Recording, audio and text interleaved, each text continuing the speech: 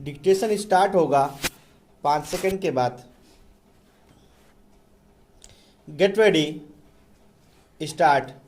वर्ष 2019 में घुसपैठियों की पहचान के उद्देश्य से असम में national register of citizens (NRC) की अंतिम सूची जारी की गई।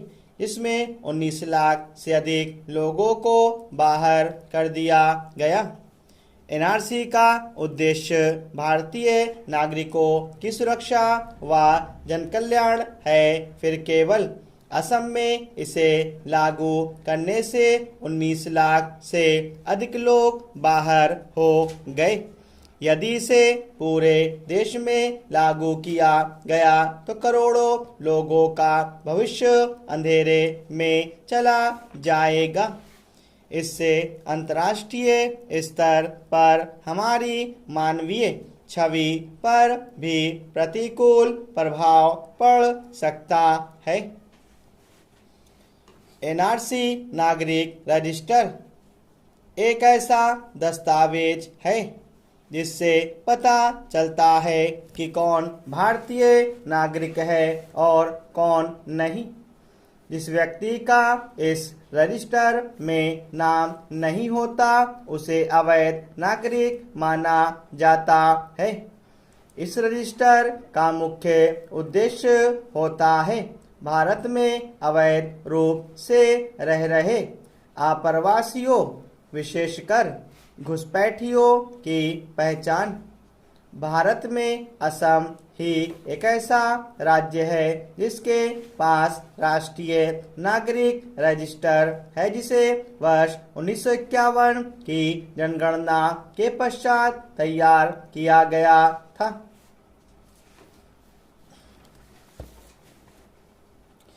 वर्ष 1947 में एक तरफ भारत को आज़ादी मिली तो दूसरी तरफ भारत का विभाजन भी हो गया।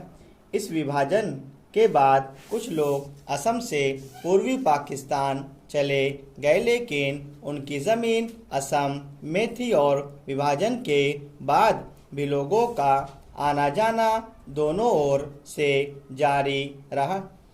अतः असम के वैध नागरिकों की पहचान हेतु एनआरसी की आवश्यकता अनुभव की गई और वर्ष 1951 की जनगणना के आधार पर वर्ष 1951 में ही असम का पहला एनआरसी जारी किया गया। एनआरसी से संबंधित महत्वपूर्ण बिंदु निम्नलिखित हैं।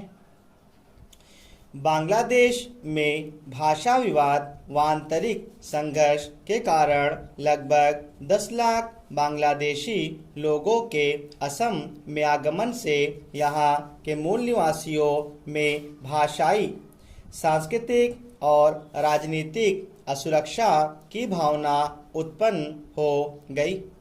फलतः असम के दो संगठनों ऑल असम स्टूडेंट यूनियन और ऑल असम गण संग्राम परिषद ने अवैध तरीके से असम में रहने वाले लोगों के खिलाफ एक उग्र आंदोलन चलाया। अतः अगस्त 1985 में केंद्र की तत्कालीन राजीव गांधी सरकार और असम के आंदोलन के नेताओं के बीच असम समझौता हुआ। असम समझौते के अंतर्गत वर्ष 1951 से 1961 के बीच असम एक आए हुए सभी लोगों को पूर्ण नागरिकता और वोट देने का अधिकार दिया गया।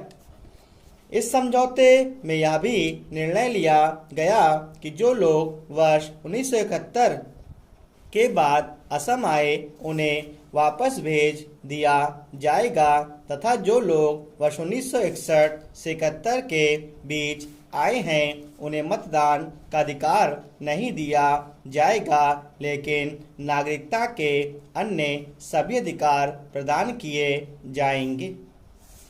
नवंबर 1999 में केंद्र की तत्कालीन एनडीए सरकार ने असम समझौते के अंतर्गत एनआरसी को अद्यतित अपडेट करने की बात की।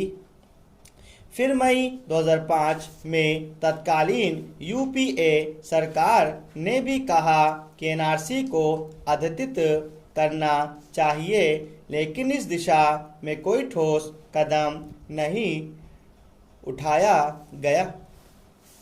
वर्ष 2013 में असम पब्लिक वर्क व अन्य गैर सरकारी संगठनों ने इस संदर्भ में सुप्रीम कोर्ट में जनहित याचिका दायर की।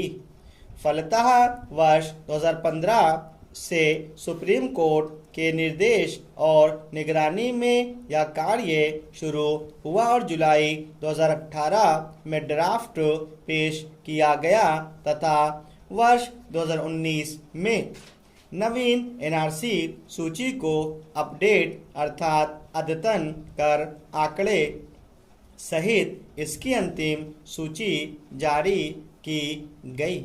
स्टॉप।